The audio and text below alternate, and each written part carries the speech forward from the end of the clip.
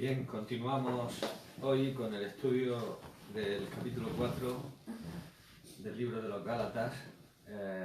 Recordáis que nos quedamos a partir del versículo 8, vimos como exhortaba, ¿no?, el apóstol a que no abandonaran la fe como medio ni de justificación ni de santificación, que no la dejaran por el legalismo, por supuesto, ¿no? A partir del versículo 8 lo estuvimos viendo cómo el apóstol exhortaba que en otro tiempo no conocían a Dios los Gálatas y que estaban implicados en la adoración de ídolos, y que ahora que habían sido liberados de esto no volvieron a otra esclavitud, que era la esclavitud del legalismo, la esclavitud de la ley, ¿no? ¿Os acordáis que en el versículo 12 el apóstol decía: os ruego, hermanos, que os hagáis como yo, porque yo me hice como vosotros, ningún agravio me habéis hecho, ¿no? En cierta forma le estaba diciendo: yo, que estaba sujeto a la ley, he sido liberado de la ley, y ahora soy como vosotros, los gentiles, que nunca habéis estado sujetos ni bajo la ley, y ahora sin embargo vosotros queréis esclavizar, ¿no? Volviendo a la ley, ¿no? Habían olvidado, ¿no?, la gratitud que tenían en un principio hacia el apóstol cuando le había predicado el Evangelio, y les recuerda en el versículo 13, les dice: sabéis que a causa de una enfermedad del cuerpo os anuncié el Evangelio al principio, y no me despreciasteis ni desechasteis por la prueba que tenía en mi cuerpo, antes bien me recibisteis como a un ángel de Dios, como a Cristo Jesús. Entonces en el versículo 15 preguntaba: ¿dónde pues está esa satisfacción que experimentabais? Porque os doy testimonio de que si hubierais podido os habríais sacado vuestros propios ojos para dármelo. Era tal su agradecimiento cuando recibieron el Evangelio, que si hubiesen podido, como dice ese versículo, le hubieran dado. Al parecer la enfermedad que hace referencia es una enfermedad de los ojos, ¿no?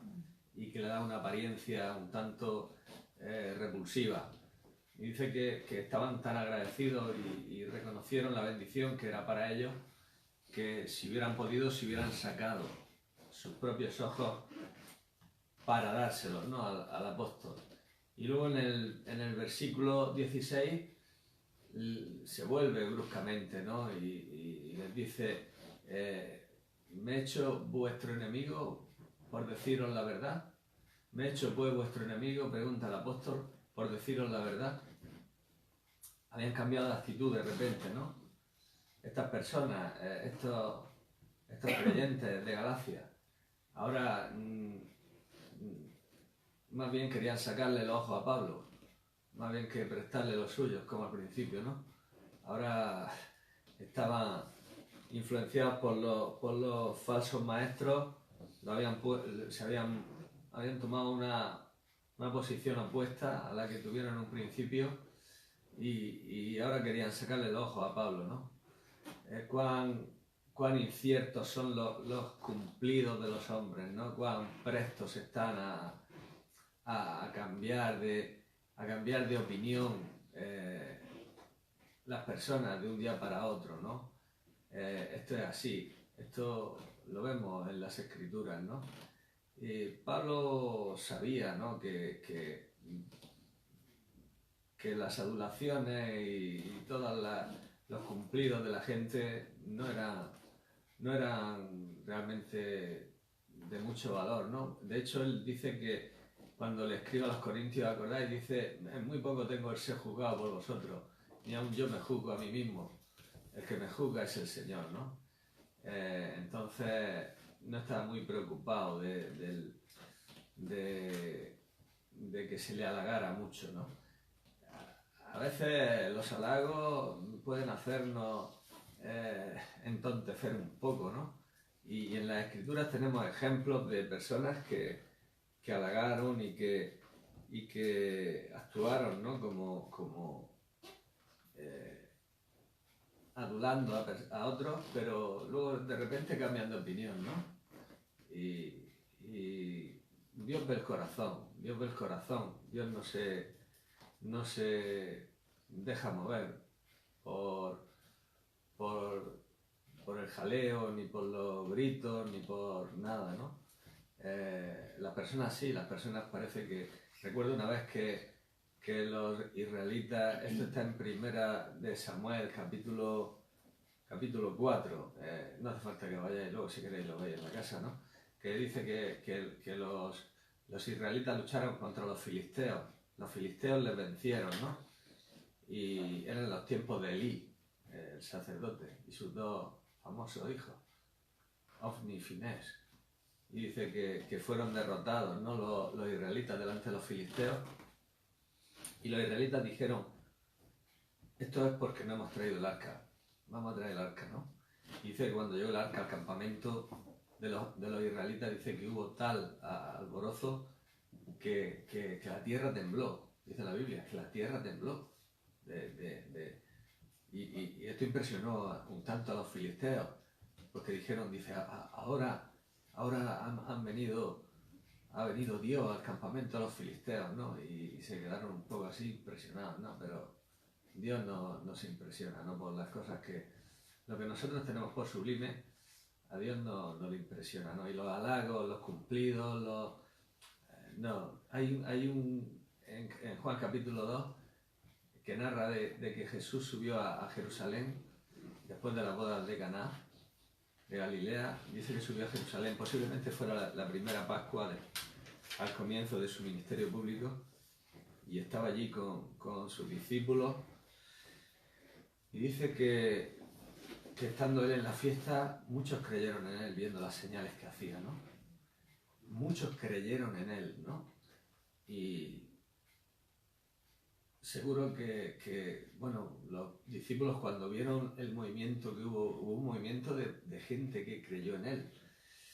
Posiblemente ya estaban planificando montar una iglesia allí en Jerusalén. Judas de tesorero, Pedro del pastor, algún diácono por allí, ya lo tenían todo planificado, ¿no? Pero sin embargo dice, muchos creyeron en él viendo las señales que hacía, dice, pero Jesús no se fiaba de ellos, porque conocía todo. Jesús no se fiaba de ellos, y no tenía necesidad de que nadie le diese testimonio del hombre, porque él sabía lo que había en el hombre, ¿no? Entonces, a Jesús aquello no le impresionaba, ¿no? No le impresionó tampoco cuando entró en Jerusalén. Dice que entró en Jerusalén y toda la ciudad se conmovió, ¿no? Y Hosana, y bendito el que viene, y cantando y danzando y esto y lo otro. Sin embargo, acto seguido Jesús lloró sobre Jerusalén. Jesús lloró sobre Jerusalén. Jesús no se impresionó por aquello. Que esas mismas personas que estaban cantando y que estaban alabando, 4 o 5 días después estaban gritando fuera, crucifícale, delante de Pilato. Entonces, las cosas son como son, ¿no? Las personas de golpe te levantan, y las personas de golpe. Entonces los halagos de la gente, a Pablo no le importaba mucho, ¿no? Me he hecho vuestro enemigo por deciros la verdad. Bueno, pues no voy a aguar la verdad para teneros contentos, ¿no? Esto es lo que hoy habitualmente se hace, ¿no? Se agua la verdad para que la gente esté contenta. Pero la verdad siempre incomoda. La verdad incomoda. La verdad incomoda al inconverso, porque es locura, como hemos oído estos días atrás, ¿no? Es una auténtica locura, ¿no? Decirle a una persona que Dios desprecia todo lo que él pueda presentar en su haber para su salvación, que Dios no quiere nada, que todo es trapo de inmundicia delante de Dios, y que el único remedio es que confíe en Cristo, ¿no? Entonces el hombre que está dado a depender de sí mismo en lo religioso y en lo moral, pues cuando le dice al hombre que es totalmente depravado, lo incomoda, ¿no? Y al cristiano igual, el cristiano cuno realmente se le habla la verdad tiene que incomodarlo. El cristiano cuando se nos habla la verdad tiene que incomodarnos, porque la verdad no es cómoda. Si vemos los discursos de Jesús, muchos de ellos no eran amigables, ¿no? Me viene a la memoria el joven rico, ¿no? El joven rico, cuando lo vieron los discípulos, para ahí, hombre, aquí tenemos un rico, va a poder apoyarnos económicamente, vamos a poder viajar más lejos, a extender el evangelio a Arabia, no sé dónde, para allá, para acá, y además vamos a poder llegar a otro nivel, ¿no? De la sociedad, y impresionante, ¿no? Con este joven, ¿no? Y Señor, y aquí estoy, aquí me tienes, ¿no? Y Jesús le dice, vende todo lo que tienes, dalo a los pobres y ven y sígueme, ¿no? Entonces, son discursos que, son palabras que incomodan. La mayoría de las veces que Jesús habló palabras eran incómodas, incomodaba a la gente. La gente no se sentía bien. Porque cuando se nos habla la verdad a los cristianos, no nos tiene que llegar a removernos de nuestra carnalidad, de las vidas carnales que vivimos, de las vidas de indiferencia que vivimos, de la vida de apatía, de frialdad. Entonces tiene que removernos la verdad, ¿no? Y Pablo se lo dice, me he hecho vuestro enemigo por deciros la verdad. Hombre, no les pide perdón, pero reconoce que la verdad incomoda siempre, porque vivimos en la carne, y estamos mucho tiempo en la carne. Y entonces la verdad tiene que incomodarnos, ¿no? Nosotros nos gusta quedar bien, ¿no? Con la gente cuando predicamos, cuando hablamos y todo esto, pero si analizamos las palabras de Jesús a veces no fueron muy amigables, ¿no? En el sentido de que les acariciara el ego y acariciara Juan 6, Juan 6. Y dice que después de los 2 milagros que hizo al principio, la multiplicación de los panes, andar sobre el mar, la gente llegó allí buscando a Jesús. Hombre, Rabí, ¿cuándo? Mira, me buscáis no porque visteis las señales, porque comisteis pan y os saciasteis. Es decir, Jesús le estaba diciendo, mira, nada más que queréis que os dé la comida, que os dé el desayuno, que os dé la cena, que os dé la merienda. Y es lo único que buscáis, ¿no? Y es lo que... Y ya empezaron a mirarlo de otra manera, ¿no? Decían, no, este es el hijo del carpintero, ¿cómo dice que ha venido del cielo? ¿Cómo no sé qué? ¿Cómo no sé cuánto? Y Jesús le dice, ninguno puede venir a mí si el Padre no le trajere. O sea que decid lo que queráis, hablad lo que queráis, pero si el Padre no os trae a mí, si no sois enseñados por Dios, porque está escrito en los profetas, serán enseñados por Dios. Así que el que oyó al Padre y aprendió de él, viene a mí, viene a mí, viene a mí.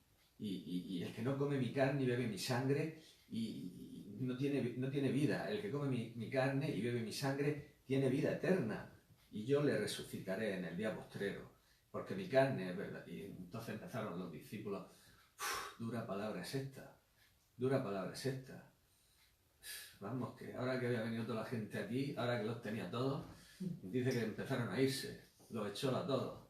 Le estaba diciendo que se dejaran del pan material, que se dejaran del trabajo, del trabajar por lo que perece, y que buscaran en él la vida eterna, ¿no? Y empezaron a irse. Pero es que se volvió a los 12 y les dijo lo mismo, ¿no? Dice, ¿y vosotros queréis ir también? Lógicamente el que es un verdadero cristiano, cuando la palabra de verdad le incomoda, no se va, sino que se humilla. El que no es cristiano, pues se puede ir. De hecho, se fueron muchos discípulos falsos que habían allí, ¿no?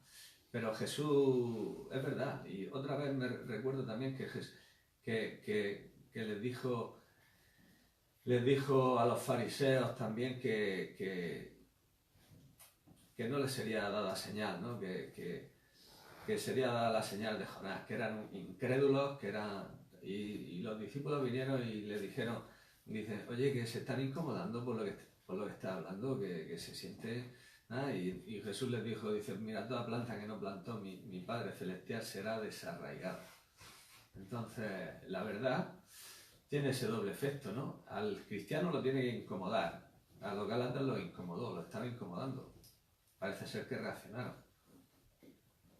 Al inconverso lo va a hacer reaccionar, pero la tristeza y el pesar, que es según Dios, debe llevarnos al arrepentimiento. Entonces la verdad siempre debe de haber un punto que nos incomode y que nos mueva, ¿no? Y que no nos deje estar reposados, ¿no? Como decía el profeta, hay de los reposados en Sion. No nos debe dejar estar reposados nunca.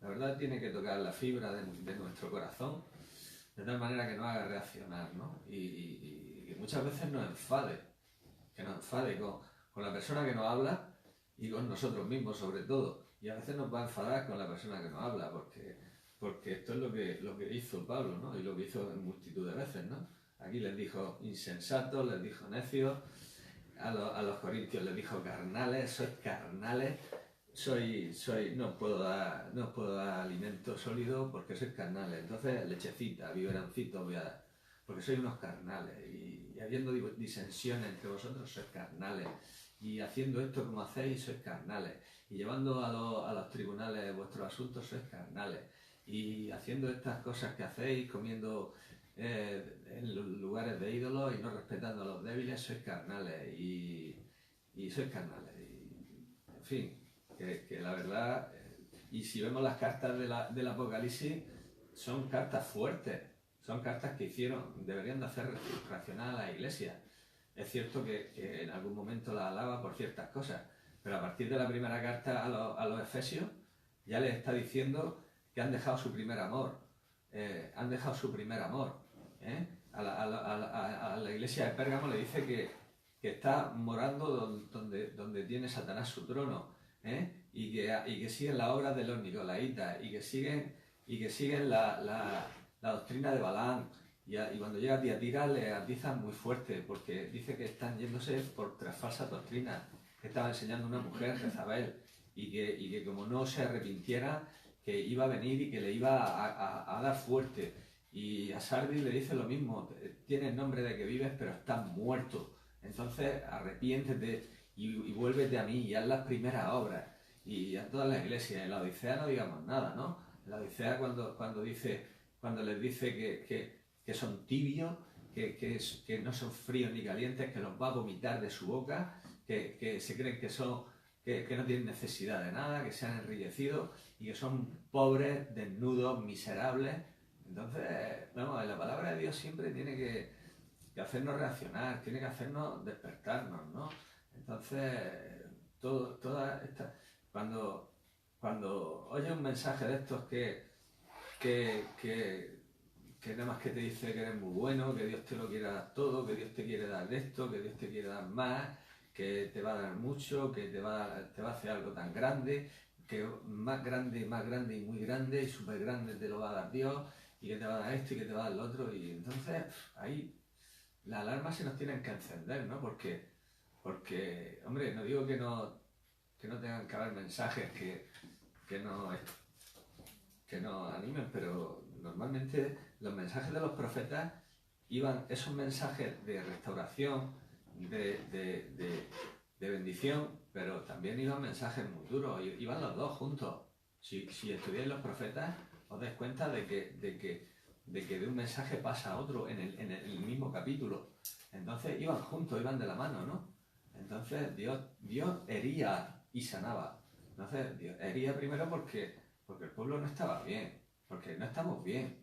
Entonces, como no estamos bien, Dios tiene que herirnos y luego restaurarnos, ¿no? Entonces, los mensajes de los profetas eran así. Eran unos mensajes para que el pueblo dejara la idolatría, para que el pueblo dejara las malas costumbres, para que dejara el pueblo de despreocuparse de las viudas, de los huérfanos, para que dejara el pueblo de ser superficial y de tener una religión ficticia y de honrar a Dios solo con los labios. Entonces, todas estas cosas están ahí en los profetas, van acompañadas la una de la otra. Hay restauración, pero tiene que haber también señalar, ¿no? el estado en que estamos, ¿no? Entonces Pablo les dice esto: me he hecho vuestro enemigo por deciros la verdad. Me he hecho vuestro enemigo. Pablo lo sabía perfectamente. Si no lo vamos a leer porque no quiero alargarme mucho, pero en el capítulo 14 de los Hechos llegó a una ciudad que se llamaba Listra. En esa ciudad hizo un milagro y empezaron a adorarlo como un dios. Dice que trajeron el sacerdote de Júpiter, trayó toro y guirnaldas para ofrecerle sacrificio. Y estaba allí la ciudad conmovida, adorando a Pablo y a Bernabé. De repente llegan unos judíos de Iconio y convencen a todos los que estaban gritando Pablo, Pablo, Pablo, y lo apedrean. Acto seguido, ¿eh? Entonces Pablo sabía esto, ¿no? Pablo no le importaba. Pablo sabía lo que era la gente, ¿no? Cómo se las traía, ¿no? Y mientras que no lleguemos a la madurez, vamos a ser movidos, fácilmente vamos a ser movidos, ¿no? Porque una de las funciones de los ministerios, según Efesios 4, además de edificar a los santos, para la obra del ministerio dice, para que ya no seáis movidos por todo viento de doctrina, por estratagema de hombres, que para engañar emplean con astucia las artimañas del error, ¿no? Entonces, ese es uno de los propósitos del ministerio, usando la palabra de Dios, plantarnos para no ser movidos, para no ser llevados de un lado a otro, ¿no? Que es lo que le estaba pasando a los Gálatas, que estaban siendo movidos, que habían llegado unos maestros con una enseñanza, la habían abrazado, se habían puesto contra Pablo y por eso tienen que venir esta serie de exhortaciones, ¿no? Que Pablo hace, ¿no? Que Pablo no va a ceder ante esto, Pablo va a seguir en su sitio, porque Pablo sabe que, como dijo Jesús, toda planta que no plantó mi Padre Celestial será desarraigada. Entonces a Pablo no le importa que se vaya 200 y se queden 4, no le importa. Pablo va a predicar la verdad. Me he hecho pues vuestro enemigo por deciros la verdad. Luego les dice en el versículo 17, tienen celo de vosotros, pero no para bien, sino que quieren apartaros de nosotros para que vosotros tengáis celo por ellos.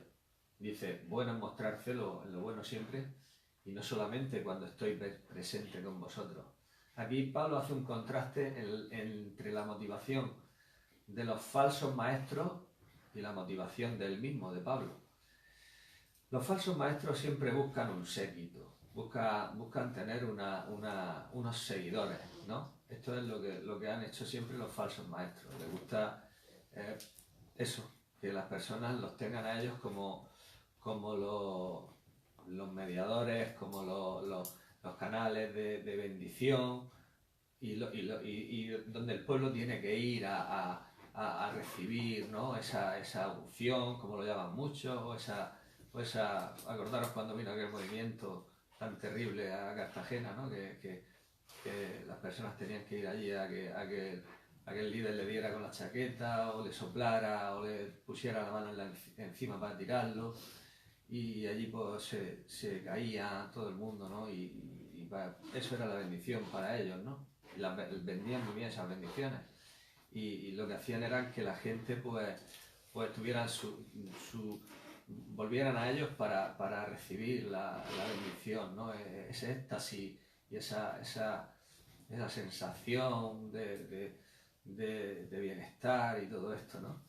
Y esto es lo que les gusta a los falsos maestros, ¿no? Tener siempre su séquito, hacerse su séquito. Por eso Pablo dice que quieren apartaros de nosotros para que tengáis celo por ellos, ¿no? Para que estén. Las personas se encelan, las personas enseguida somos dados a subir a hombres que no son más que hombres, ¿no? Y el mundo evangélico está lleno de esto, ¿no? Desgraciadamente, ¿no? De personas que se hacen su ídolo, entre comillas, yo a mí me gusta este, a mí me gusta el otro, a mí me gusta este, y lo idolatran. No digo que no guste una persona, a mí me gustan personas, escucharlas predicar, pero si en algún momento no estoy de acuerdo con él, lo manifiesto, y de hecho a veces estoy oyendo predicar a algunas personas que me gustan y le estoy diciendo, en esto estás equivocado. A lo mejor estoy equivocado yo, ¿no? Pero te quiero decir que no voy ciegamente a seguir una persona porque se trata de fulanico de tal. Y oigo cosas de personas que me gustan escuchar no me entran, no las recibo, ¿no? Y entonces estoy casi hablando con ellos cuando lo estoy yo, digo, no, aquí está equivocado, aquí están metiendo la pata. Y ya digo que a lo mejor soy yo el que estoy equivocado, ¿no?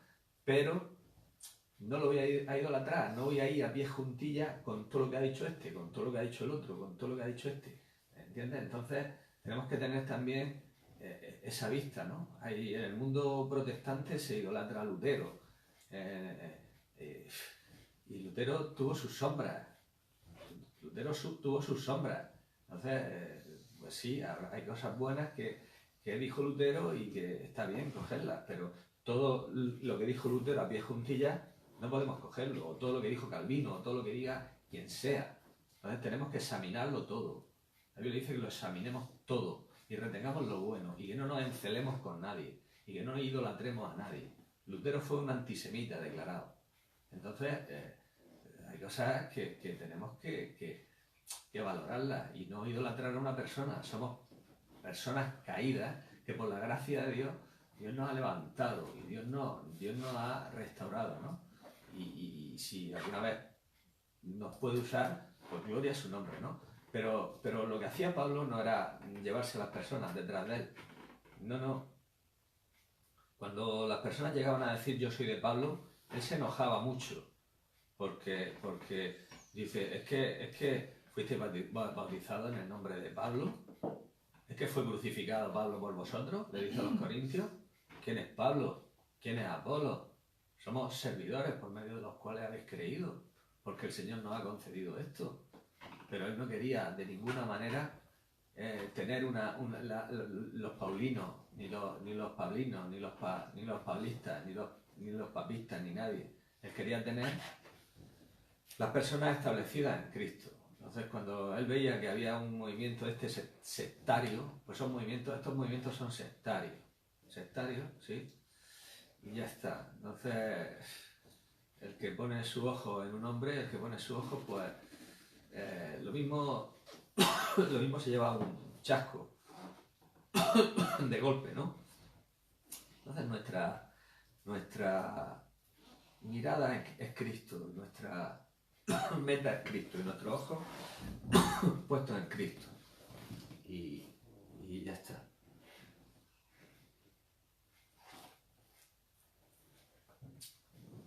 Bueno es mostrar celo en lo bueno, como dice Pablo, no solamente cuando estoy presente con vosotros, ¿no? Ya el versículo 19 y el versículo 20, el apóstol les recuerda y les dice: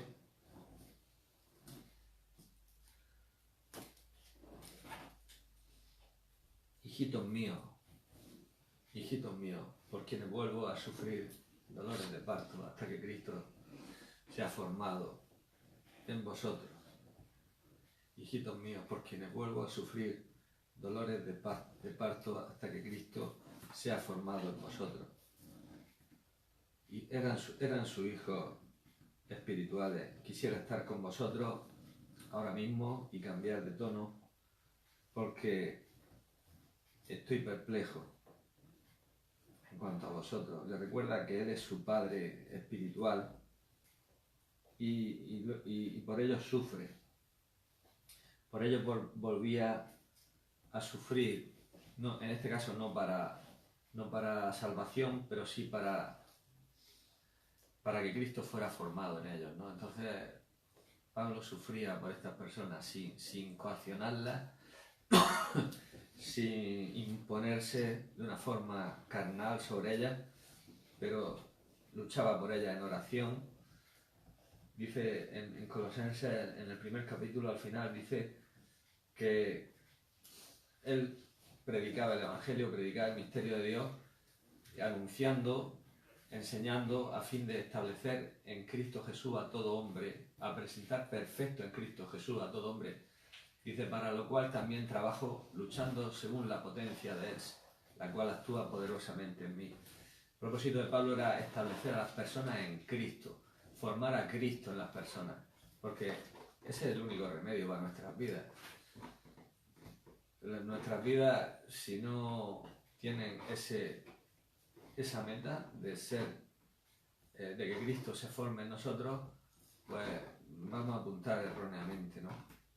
Vamos a apuntar erróneamente. Puede ser que nuestra meta sea, no sé, una persona o una doctrina o una ordenanza o una denominación o lo que sea, ¿no? Pero ahí estamos apuntando incorrectamente. La meta del cristiano es que Cristo sea formado en nosotros. Solo cuando Cristo sea formado en nosotros estaremos satisfechos, ¿no? Y Pablo aquí lo dice: sigo sufriendo por vosotros hasta que Cristo sea formado en vosotros. Esa es la meta de Pablo, no que sean sus seguidores, sino que Cristo se forme en ellos. Cuando Cristo se forme en ellos, cuando Cristo se forme en nosotros, habremos llegado al lugar que Dios quiere que estemos. Amén. Amén.